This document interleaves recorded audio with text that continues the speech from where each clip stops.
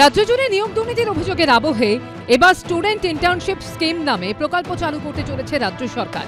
এই স্কিমের মাধ্যমে মিলবে সরকারি কাজের প্রশিক্ষণ। রাজ্যের বিভিন্ন সরকারি দফতরগুলিতে প্রশিক্ষণের সুযোগ পাবেন কলেজ পড়ুয়ারা। ইন্টার্নশিপের মেয়াদ 1 বছর, মাসিক 10,000 টাকা করে দেওয়া হবে ভাতা। আমি চাই ছোটবেলা থেকেই,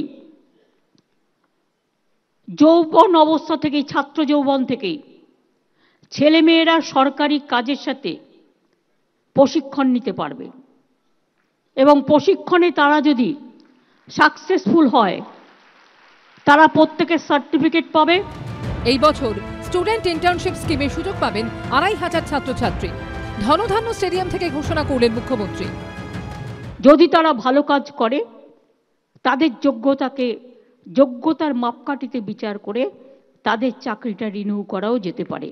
কারণ মনে রাখবেন, এইভাবে আমরা কিন্তু গ্রাসরুট থেকে কাজের লোক তুলে আনার চেষ্টা করছি। ছাত্র জীবন থেকেই প্রশাসনিক ধারণাটা হয়ে যাবে, ফলে তারা আইএস, আইপিএস, ডাব্লিউবিসিএস বা ডাব্লিউবিপিএস যেটাই দিক না কেন তারা কিন্তু ওরা সুযোগটা পাবে। মমতা ব্যানার্জি ঢাকঢোল পিটিয়ে কর্মবিনিয়োগ কেন্দ্র তুলে দিয়েছিলেন, তুলে দিয়ে বলেছিলেন আমি এমপ্লয়মেন্ট ব্যাংক করলাম।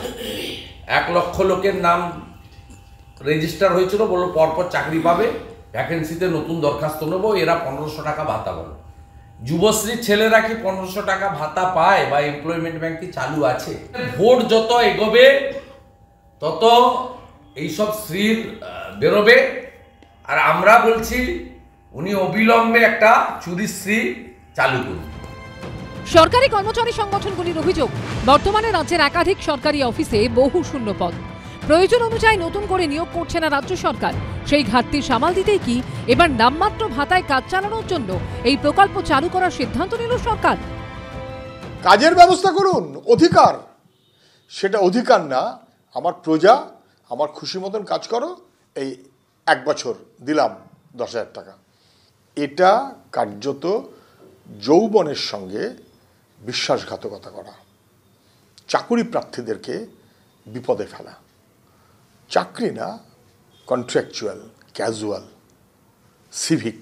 ব্যাপারটা হচ্ছে উনি বোঝেনি না কাকে কিভাবে ইউজ করতে হয়, কার কিভাবে সম্মান দিতে হয়।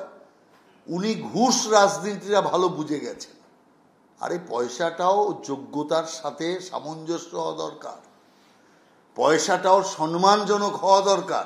যখন সেনার ক্ষেত্রে আমরা যখন যে পলিসি নিয়ে কেন্দ্রীয় সরকার চলেছিল সবচেয়ে বেশি বিরোধ করেছিল মমতা ব্যানার্জি, এখন সেই জিনিসই করতে যাচ্ছে, কিন্তু সেটাও পুরোপুরি করে উঠতে পারে না। এছাড়া এদিন যোগ্যশ্রী প্রকল্পের সূচনা করেছেন মুখ্যমন্ত্রী। উজ্জ্বল মুখোপাধ্যায় ও দীপক ঘোষের রিপোর্ট, এবিপি আনন্দ।